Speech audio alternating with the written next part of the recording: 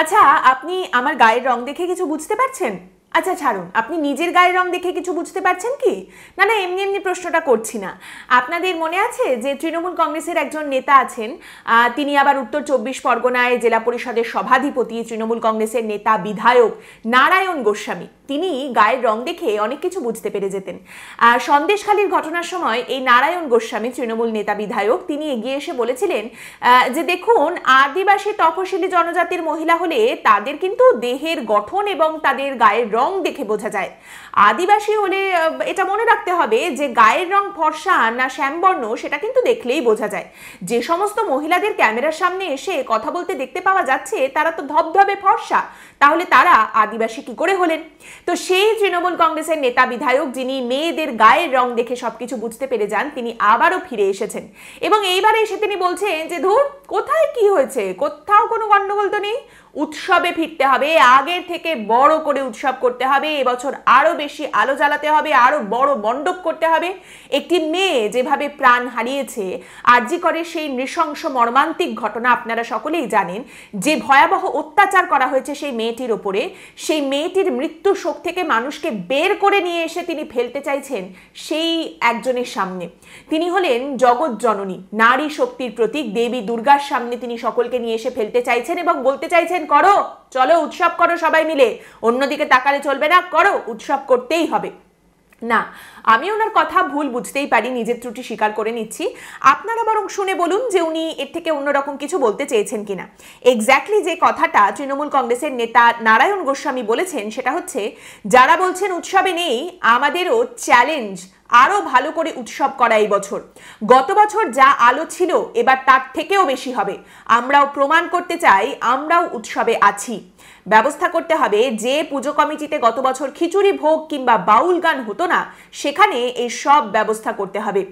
দেখুন, পুজোটা না খুব আবেগের জায়গা আমাদের কাছে। আমি যদি মনে করি দেবী দুর্গার সামনে দাঁড়িয়ে হাত জোর করে আমি এইবার বলবো, মা দেখো, মেয়েটা যেন বিচার পায়, মেয়েটার বাবা মা যেন লড়াই করার শক্তি পায়, সেটা একান্তই আমার ব্যক্তিগত ব্যাপার। কেউ যদি মনে করেন উৎসবে থাকবেন, প্যান্ডেলে যাবেন এবং সেখানে গিয়ে উৎসব পালন করবেন কিন্তু বুকের ভেতর আরজি করকে রাখবেন, বিচারের দাবি রাখবেন, তাহলে সেটা তার ব্যাপার।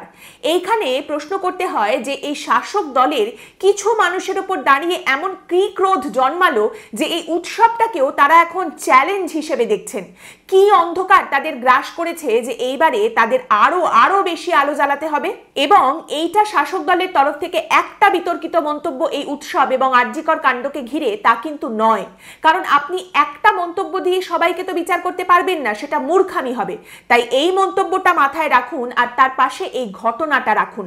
আপনারা জানেন যে এই মুহূর্তেও কিন্তু আরজি কর কাণ্ড নিয়ে মানুষের মধ্যে একটা প্রচন্ড উত্তাল পরিস্থিতি তৈরি হয়েছে। আপনারা জানেন ওই ঘটনাটা ঘটার পর থেকে আমরা সবাই কেমন যেন থমকে গেছি। মানুষের নিরাপত্তা, বিশেষ করে মহিলাদের সম্মান, তাদের নিরাপত্তা নিয়ে আবার একটা প্রশ্ন উঠতে শুরু করেছে। এখনো মানুষজন বিচার চাইছেন এবং তারা রাস্তায় নামছেন, মিছিল করছেন, প্রতিবাদ করছেন। এই আবহে কলকাতা পুলিশের তরফ থেকে বিজ্ঞপ্তি জারি করা হয়েছে। নতুন যিনি পুলিশ কমিশনার হয়েছেন মনোজ ভার্মা, তার স্বাক্ষর করা একটি বিজ্ঞপ্তি জারি করা হয়েছে, যেখানে বলা হচ্ছে যে কলকাতার প্রাণকেন্দ্র ধর্মতলায় আগামী 2 মাসের জন্য 5 জনের বেশি জমায়েত করা যাবে না। এই বেআইনি জমায়েতকে নিষিদ্ধ ঘোষণা করেছে তারা। এবং তারই সঙ্গে কলকাতা পুলিশের তরফ থেকে বলা হচ্ছে, দেখুন আমরা নতুন কিছু করিনি, অর্ডার তো এরকম থাকেই, আমরা জাস্ট রিনিউ করেছি। অতএব আগামী 2 মাসের জন্য ওখানে কোনো মিছিল টিছিল করতে যাবেন না, উৎসবে ফিরে আসুন, আমরা সবাই মিলে উৎসব করব। তারই সঙ্গে এই খবরটাও নিশ্চয়ই আপনারা জানেন, যেখানে জুনিয়র চিকিৎসকরা তাদের এই বিচারের দাবি প্রতিবাদকে কিভাবে এগিয়ে নিয়ে যাবেন সেখানেই একটা কর্মসূচি তারা আয়োজন করেছিলেন, যে কর্মসূচি তারা করতে চেয়েছিলেন ধনধান্য অডিটোরিয়ামে। এবং সেই কর্মসূচি করার জন্য তারা অনুমতি চেয়েছিলেন কলকাতার মেয়রের। এবং এই জুনিয়র চিকিৎসকদের দাবি যে মেয়র কিন্তু তাদের আশ্বাস দিয়েছিলেন, কিন্তু তারপরে হঠাৎ তাদের জানানো হয় যে ধনধান্য অডিটোরিয়ামে এই কর্মসূচি করা যাবে না, জায়গা পাওয়া যাচ্ছে না। এবং তারই সঙ্গে জুনিয়র চিকিৎসকরা দাবি করছেন, তাদেরকে প্রশ্ন করা হয়েছে যে তোমাদের প্রতিবাদ তো বন্ধ হয়ে গেছে, তাহলে এখনো কেন এসব ভিত্তিহীন কর্মসূচি করছো, এসব কাজ কেন চালিয়ে যাচ্ছ, কেন কেন তোমরাও কেন উৎসবে ফিরে যাচ্ছ না? এইখানেই আপনাদের বলি, এই ধনধান্য অডিটোরিয়ামে জুনিয়র চিকিৎসকদের কর্মসূচির জায়গা হয়নি, কিন্তু অন্য একটা জিনিসের জায়গা হয়েছে। সেটা কি বলুন তো? কলকাতা পুলিশের উদ্যোগে এই দুর্গাপুজোকে কেন্দ্র করে সমন্বয় বৈঠকের আয়োজন করা হয়েছিল এবং সেখানে কলকাতা পুলিশের যিনি কমিশনার মনোজ বর্মা তিনি সমস্ত পুজো উদ্যোক্তাদের উদ্দেশ্যে বার্তা দিয়েছেন যে দেখুন, পুজোর সময় আপনাদের যে কোনো সমস্যা হলে কিন্তু অবশ্যই কলকাতা পুলিশের সঙ্গে যোগাযোগ করবেন, পুলিশ সব রকম ভাবে আপনাদের পাশে আছে। এটাই তো চাই আমরা, দারুণ ব্যাপার, পুলিশ সমস্ত সমস্যায় আমাদের পাশে আছে। তবে সমস্যা কিরকম কি হতে পারে পুজোর সময় সেটা তো এখন থেকেই লোকজন জেনে গেছেন, এখন থেকেই তারা জানেন যে ওই সময় কি হতে চলেছে। যেমন স্বরূপ বিশ্বাস, তিনি বলছেন যে সুরুচি সংঘের তিনি পুজো কর্তা, আপনারা জানেন সুরুচি সংঘের কথা, অরূপ এবং স্বরূপ বিশ্বাসের পুজো। তো সেই স্বরূপ বিশ্বাস বলছেন যে পুজোর সময় বেশ কয়েকটা পুজো মণ্ডপকে টার্গেট করে সেখানে গন্ডগোল পাকানোর একটা চেষ্টা করা হচ্ছে, আমরা আগে থেকে খবর পাচ্ছি। আশা করি পুলিশের কাছেও সেই খবর আছে এবং আমরা দুজনে মিলে এই সমস্ত সমস্যা হলে সেগুলোকে একদম সরিয়ে দিতে পারবো, সেগুলোর সঙ্গে আমরা ডিল করে নিতে পারবো। বুঝতেই পারছেন। তাহলে দেখুন, অনেকেই বলেন না বাংলা সিনেমার পাশে দাঁড়ান। আপনি বাংলা সিনেমার ইন্ডাস্ট্রিতে যদি কাজ করতে যান, বলা হয় যে আপনার পাশে আর কেউ থাকুক বা না থাকুক, দুজন অবশ্যই থাকবেন, বা বলা ভালো দুজন আপনার ঘাড়ের ওপরে একেবারে নিঃশ্বাস ফেলবেন, এবং তারা হলেন অরূপ এবং স্বরূপ বিশ্বাস। তো সেই স্বরূপ বিশ্বাস তিনি তো আগে থেকেই জেনে যাচ্ছেন পুজোর সময় কি হবে না হবে, আগে থেকে সবটা তিনি খবর পান, সবটা জানেন, কিন্তু তার নিজের ঘরের মধ্যে কি হয়ে যাচ্ছে সে সম্পর্কে তিনি জানেন না, সে সম্পর্কে তিনি কিছু বলতেও পারছেন না। তিনি খালি বলছেন খতিয়ে দেখে জেনে তারপর তাকে পদক্ষেপ করতে হবে, মন্তব্য করতে হবে। আপনারা নিশ্চয়ই ইতিমধ্যেই জানেন যে টলিউড ইন্ডাস্ট্রির একজন হেয়ার স্টাইলিস্ট তিনি সম্প্রতি আত্মহননের চেষ্টা করেছিলেন এবং তিনি তার অভিযোগপত্রে লিখেছিলেন যে গিল্ড এবং ফেডারেশনের যোগ সাজসে তিনি কাজ পাচ্ছেন না, তাকে কাজ দেওয়া হচ্ছে না, এবং সেই হতাশার জায়গা থেকে তিনি আত্মহননের চেষ্টা করেছেন। তার মেয়ের পড়াশোনা, অসুস্থ স্বামীর চিকিৎসার খরচ, এই সমস্ত কিছু একটা শিফটে কাজ করে তিনি কিছুতেই জোগাড় করতে পারছেন না, সেখান থেকেই হতাশা এবং সেখান থেকেই আত্মহননের চেষ্টা। তারপরে আরো বেশ কিছু মানুষ এগিয়ে এসেছেন এবং এগিয়ে এসে সেই কেশসজ্জা শিল্পীকে সমর্থন করে বলেছেন উনি একা নন, আমাদের সঙ্গেও এই রকম ঘটনা ঘটছে, আমাদের ওপরেও অত্যাচার করা হচ্ছে। গিল্ড বিরোধী মন্তব্য করার জন্য আমাদের সাসপেন্ড করা হয়েছিল, তারপর আমাদের দিয়ে একটা মুচলেকায় সই করিয়ে নেওয়া হয় যেখানে লেখা ছিল যে আমরা কাজ খুঁজবো না, ওরা কাজ দেবে, এবার কিছু তো কাজ পাবো সেই ভেবে আমরা সই করে দিয়েছিলাম, এবং তারপর থেকেই এই অত্যাচার শুরু হয়েছে। এই বিষয়টা নিয়ে স্বরূপ বিশ্বাসকে প্রশ্ন করা হলে তিনি বলেন অভিযোগ শুনেছি, সুরক্ষা বন্ধু কমিটি পুরোটাই খতিয়ে দেখছে সেখানে কি হয়েছে না হয়েছে, এবং এই কমিটি সবটা দেখে বিষয়টা জানানোর পরে যা পদক্ষেপ করার দরকার সেই পদক্ষেপ আমরা অবশ্যই করব।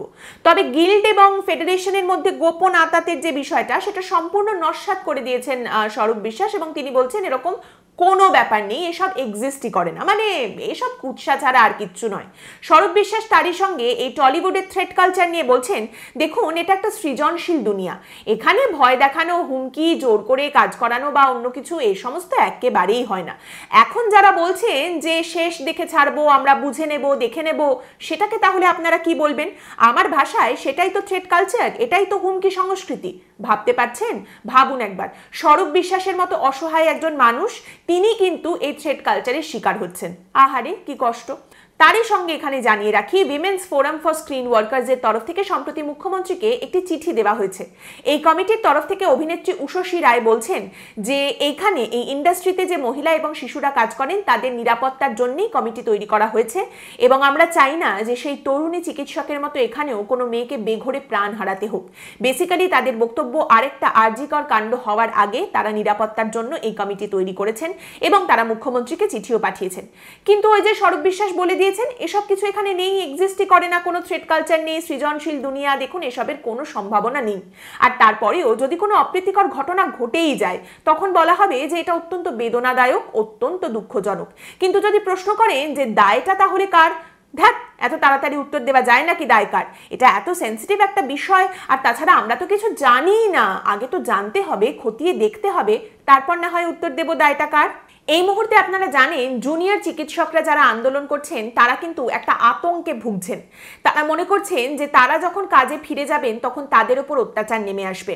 যাদের বিরুদ্ধে এই থ্রেড কালচারের অভিযোগ রয়েছে, যারা এইভাবে হুমকি সংস্কৃতি এতদিন চালিয়ে এসেছে, যারা এখন তাড়া খেয়ে পালাচ্ছে, যারা এখন মুখ লুকিয়ে গা বাঁচিয়ে পালিয়ে যাচ্ছে, লুকিয়ে থাকছে, তারা কয়েকদিন ঠান্ডা হয়ে থাকবে।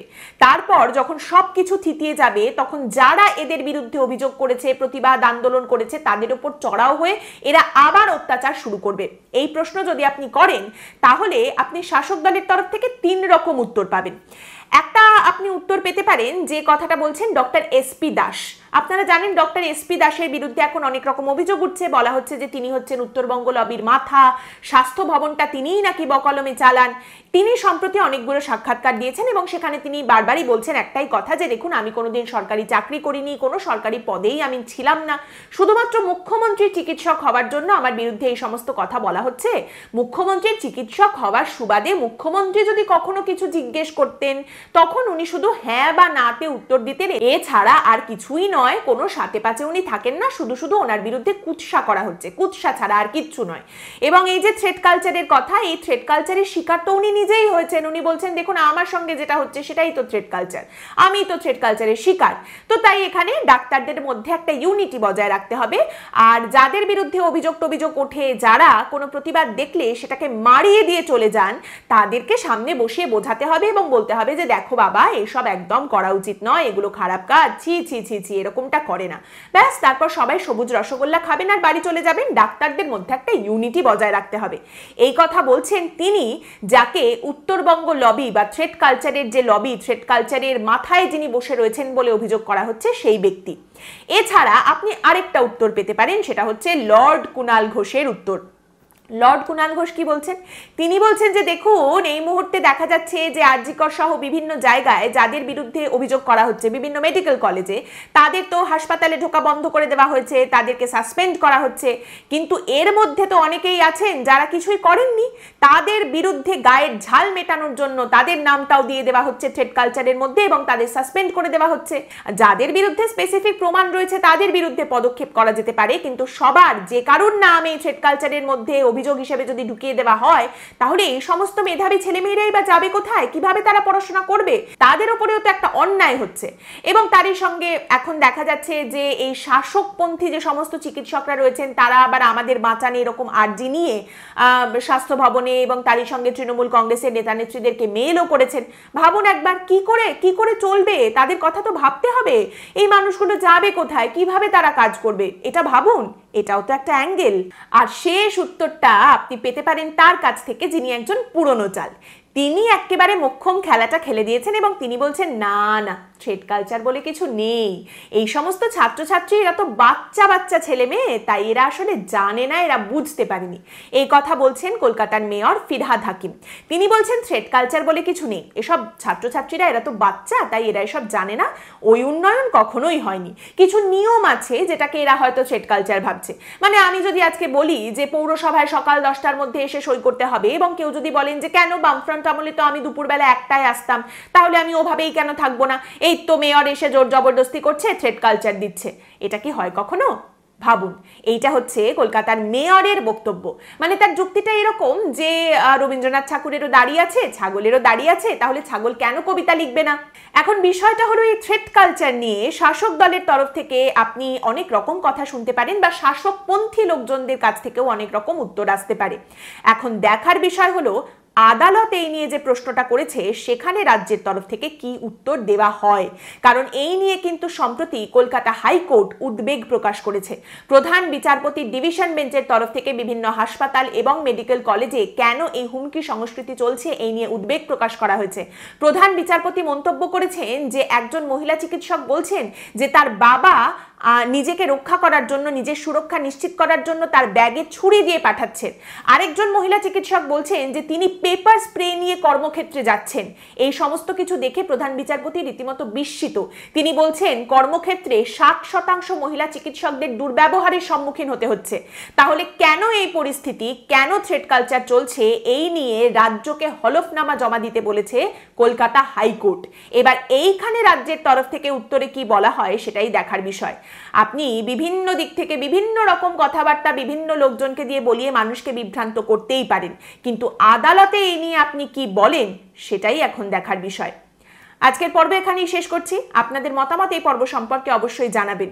পরের দিন আবার দেখা হবে অন্য একটি বিষয় নিয়ে আলোচনায়। ভালো থাকবেন।